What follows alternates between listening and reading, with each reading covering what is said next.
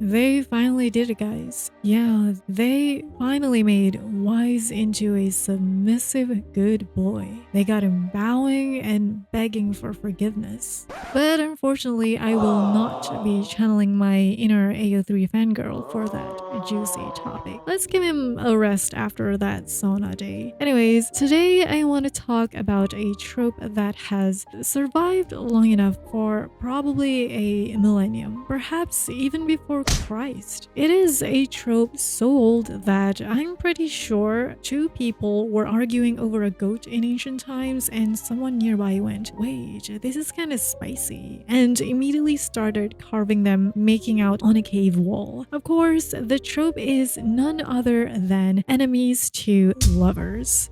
And I get it, some of us are tired of listening to it because enemies to lovers are everywhere. It's mainstream as hell. Movies, books, animes, games, fanfics, oh, and the list goes on. And it's almost always paired with slow burn, which on the surface sounds boring, especially if you're impatient like me. I am guilty of skipping those tags, but believe me, no matter how much we consume this same damn trope, we would still fall for it again and again. When you realize one thing leads to another, you start craving for more. There is something about it that just hits. And growing up, I started to understand why it works on me so deeply. I thought I liked enemies to lovers mainly because of the bickering and the tension and the final payoff to see them punch each other on the mouth. While that can be true, what I actually like is seeing two people who are initially unwilling to meet each other learn how to do it. And that's why I think Proxy and Remielle is one of the best MCX character dynamics in ZZZ so far. I also can't believe I said that, especially considering Remielle is clearly a female character the devs put a lot of love and investment into, and we've seen some history of what Hoyo has done to them to make them appeal to the masses. There is a noticeable pattern, but let's not go there. I am here to talk about why this time worked so well for them. Now, a quick disclaimer, I will be doing a summary of what happened in the story. This is to keep everyone in loop. I know not everyone here is a player, and that's okay. So if you don't want too many spoilers, but still care to know the general premise of this video, then feel free to skip to the next timestamp. But if you want to experience the story completely blind, please just go play it first. Honestly, you just do it first, just to be safe, because I might be talking about something major anyways. So, where do we even begin? Ah, yes. I think from the moment Proxy joins the Hollow Champion competition, the moment both of them had their eyes on the prize, and that is how Proxy and Remielle first met. But what's so important about this particular prize? Well, it's a porcelloid W engine. It's made of a material that can soothe Proxy's condition tied to their eye implants. And for Remielle, let's just say it was for the greater good. From the very beginning, they were already set as rivals, competing for the same prize, and neither of them planned to lose. And that includes with someone doing a little bit of cheating, lying, and betraying. The first time was when Proxy caught Remielle's ethereal card was broken because she placed cheat codes in it. Despite the circumstance, Proxy still decided to help fix it out of generosity so she wouldn't be eliminated. But that was Proxy's first mistake for trusting her so easily, as she cheated her way again to snatch the W engine at the very last second. Naturally, this sparked a sense of hostility in Proxy towards Remielle. But more than that, this turn of events sets a pattern, a series of trusting her, getting lied to, and having to decide whether to trust her again. And that cycle becomes the foundation of how their relationship progresses. When they tracked down Remielle to retrieve the W engine, things went horribly wrong. the proxy ended up resonating with her weapon, Thomiel, awakening a power within them that took over both their body and consciousness. And despite everything, Remielle was the one who eventually saved them from committing a mass murder. Their next reunion happened through another unexpected turn of events, this time in Rose Caliver. Even here, their positions could not have even been more different. Proxy's status in Rose Caliver was a dignified guest under respectable titles. Remielle, on the other hand, was there as a fugitive after her assassination attempt on Lady Sunbringer. And if that wasn't enough to highlight their contrast, the proxy was living in luxury thanks to the SD, while Remielle was hiding in the sewers. Well, at least she made it cozy and cute. So, long story short, they were both stuck in a situation where they became accomplices after breaking into the CCD for different reasons. Remielle proposed that they should cooperate instead. With no other choice, Proxy agreed to follow along. Throughout the investigation, they got caught up in a life or death situation when abnormal ethereals, Skirtablulu and Bashmu, suddenly appeared and chased them through the hollow, and it took both of them working together to stop it. And that was where Remielle started calling the proxy her partner in crime. Of course, this is a top-tier rage bait for the proxy, a Mr./Miss Model citizen who refuses to associate themselves with a wanted criminal, despite having to work with one. And this brings us to where the recent story sets off. Remielle comes back to Proxy asking for their help to find Skirtablulu. In exchange, Remielle helps Proxy to find the real culprit behind the Bangbu hackings and singularity leakages. To add on, she also believed their different targets are somewhat related. And just like that, they form another bizarre and reluctant partnership. Their first mission to investigate the crime scene shocked them with a bang, like literally. The tension arises again when Remielle tries to stop the proxy from getting hurt. The proxy, instead of thanking her, became furious because why would she get in the way when they were so close to finding the evidence? And Remielle just hits them with that classic line, "Do you want to get yourself killed?" In that heated moment, no pun intended, the power within them resonated, forcing them to look into each other's memories. After Proxy gained back consciousness, they both shared what they both saw, but Remielle still refused to explain further about what exactly happened in her memories. As they parted, Proxy's continued investigation led them into a trap. Turns out, the Lady Dracena they met in her office was an imposter believed to be controlled by Skirtablulu. Suddenly framed for attempted murder of Truvia, the proxy too became a wanted fugitive in Rose Caliver. With nowhere else to go, guess who found him? Remielle, all wet and soggy in the rain. So Remielle took in Proxy to stay at her place for the time being, and that was the long-awaited, vulnerable moment when they both finally opened up to each other about their past. Soon, they were interrupted by Sigrid, who was in charge of finding Proxy for questioning about the crime. But somehow, Remielle managed to convince Sigrid to believe in Proxy and planned a way to lure Skirtablulu out and save the real Lady Dracena. Near the end, Remielle once again tricked the Proxy. Instead of temporarily freezing everyone else like they planned, she froze the Proxy too and left them behind, all because she genuinely believed this was a fight she had to face alone. But somehow, the proxy still managed to catch up to Remielle.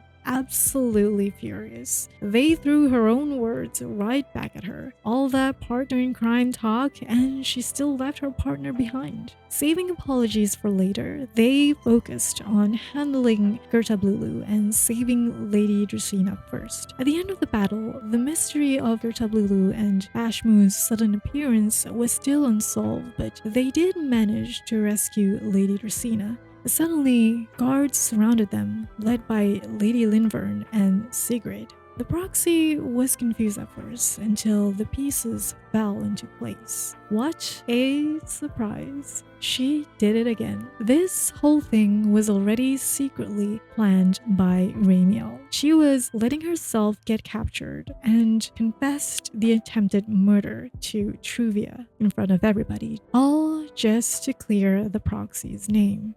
As they were about to arrest her, the proxy swiftly took Remielle away, saying they're rescuing their partner in crime. The resolution comes when the proxy finally refuses to hold back. They call Remielle a cranky child and told her to get her priorities straight because if she's going to call them a partner, she has to start treating them like one. They do make up in the end, but the story closes on Remielle admitting that she still lied to Proxy and has more hidden secrets. All for the sake of, well, the greater good.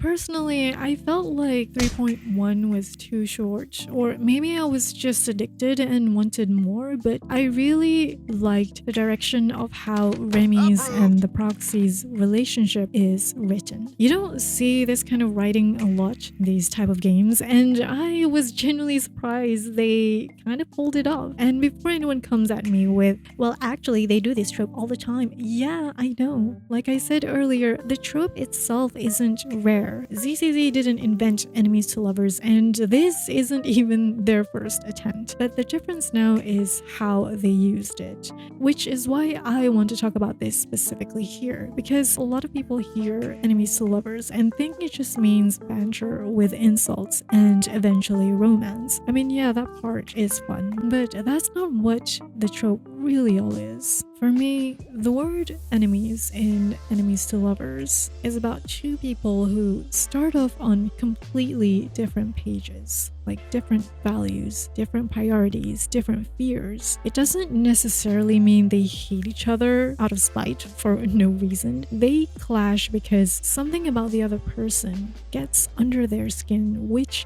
they can't just ignore. And the lovers part isn't that their differences just vanish and magically become compatible, then officially sealing it with a kiss. I mean, romance can absolutely be part of it, but what matters more is how they slowly start to see each other more differently. It's when they stop viewing every disagreement as a threat, or when they learn what the other person is actually afraid of. And eventually, they have to decide whether this person is worth the effort of staying despite those differences. Whether that becomes romance, friendship, partnership, or something in between. And that is why I have to clarify, especially in regard to this topic. I'm not strictly looking at Remielle and Proxy as a romantic ship. I do think the romantic tension is there, and no doubt there is an intent. Plus, if you know me, I literally ship Proxy with almost everybody. I have my own wise male harem headcanon, so I am not here to dismiss anyone's interpretation. You are free to have your own. But this video is not trying to prove they are canon or not. At the very least, they finally consider each other as friends. But this is more about why their connection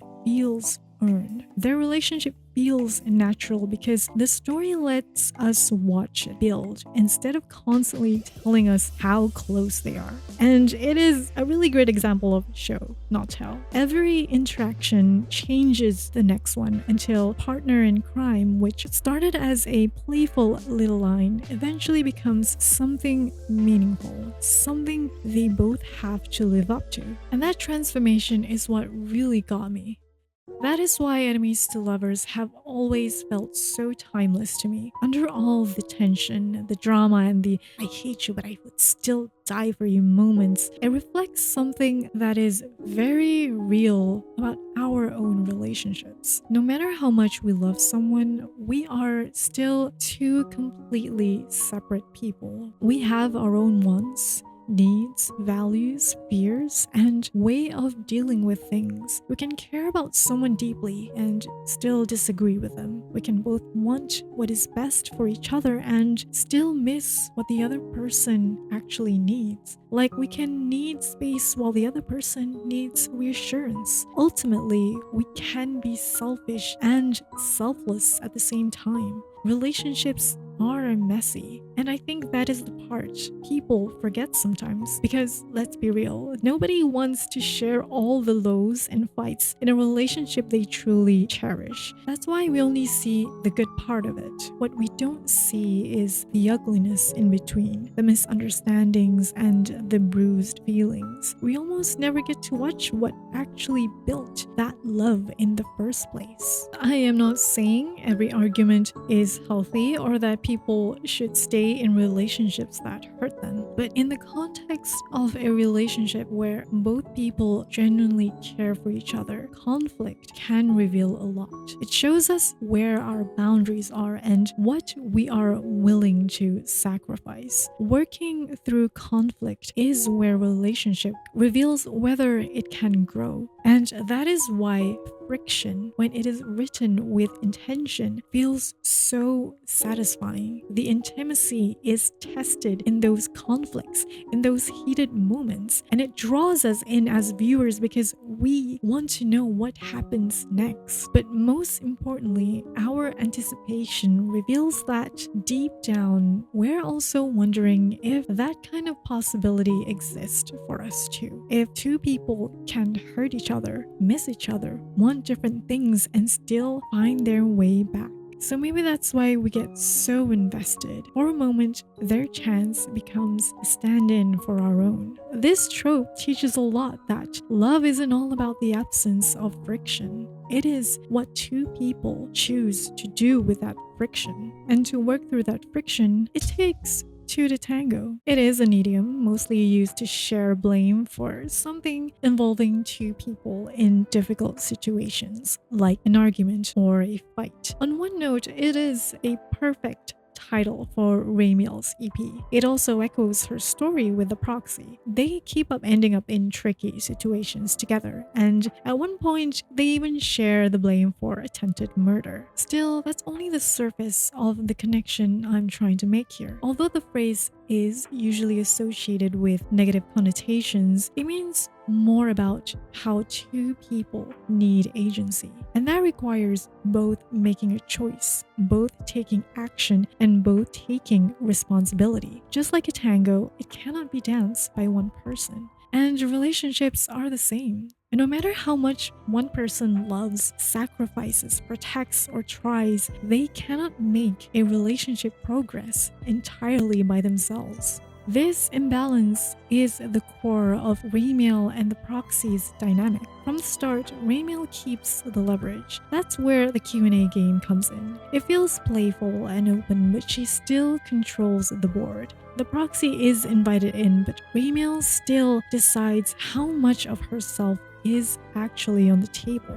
That's just basically how she operates. She is very good at pulling someone in. She can flirt, tease, call the Proxy her partner in crime, and make the connection feel exciting. But the moment that closeness starts to touch something vulnerable, her instinct is to take back the upper hand. And that's why their early bond feels close and distant at the same time. Although this is not a dedicated Remielle analysis, I do think it is important to understand why she keeps pushing people away. She is definitely still haunted by the past, having her trust broken, and by the guilt of killing her own dearest friend. So for Remielle, letting someone close means vulnerability, and that vulnerability means getting someone hurt. That said, none of this means the Proxy is just sitting there being patient. After her first betrayal, Proxy really does not give a damn about her either. They even care more about Mr. Roar than her own well-being. They still hold grudges. They do notice every time Remielle pulls the rug. And early on, their investment is not pure honesty either. Both of them are using each other as a means to an end. Throughout their story together, we can see how the Proxy gradually tries to keep up with her and takes charge when needed. But every time Proxy gets to her level of control, it always ends with Remielle already planning one step further. At the end, she tries to carry the burden alone and decides how to protect everyone, including the Proxy.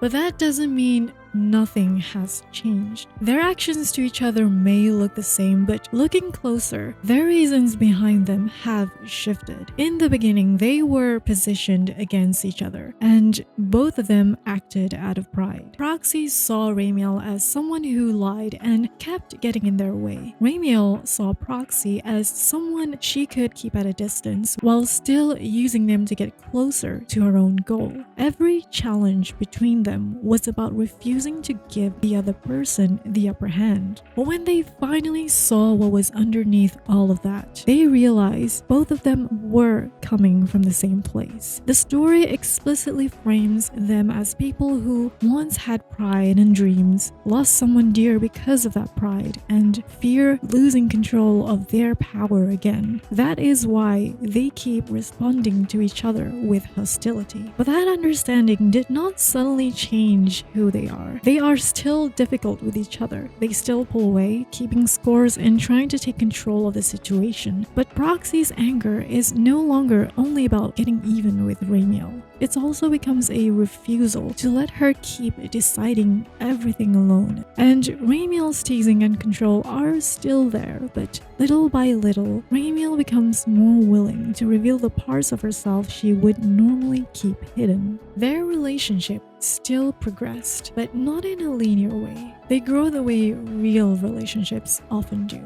One moment, we're 2 steps forward, and some days we take 1 step back and we try again. And through all that back and forth, the meaning behind the title, Partner in Crime, only gets heavier. That's why when Proxy said rescuing their partner in crime was a satisfying payoff, the narrative starts showing Proxy is finally becoming equal in their partnership. And what I like most about them is that their resolution doesn't end perfectly. We're led to believe Remielle starts to surrender after Proxy's final confrontation. But soon after, the story shows she's still convinced that keeping control is the safest way to protect the people around her. And that's so real for a lady that's over 100 years old. It's not that simple to suddenly become easy to love or to trust overnight. So even after everything, it feels unfinished. And that reminds me a lot like Hugo and Lycon's story, and that's why their heated rivalry hits so hard as well.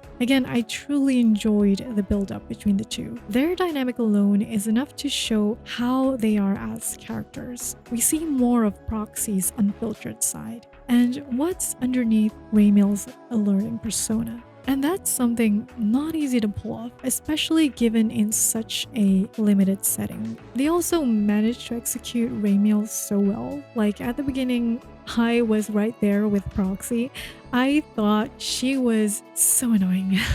She's a professional rage baiter, and that really ticks me off. But as I went deeper into the story, I can see where her loneliness comes from and started to build some sentiment towards her too. And before I even realized, I also found myself hoping she'd actually let herself open up a bit and have someone be there for her. So that is my 2 cents so far for the recent story. There's really interesting new lore being dropped, but I felt the need to choose this topic first instead because we don't usually get to talk about it enough. It has been my job recently to do that. So if you reach the end of this video, thank you for watching. And if you enjoyed it, please do like and subscribe for more yap from me. That is all for today, and I will see you in the next one. Goodbye.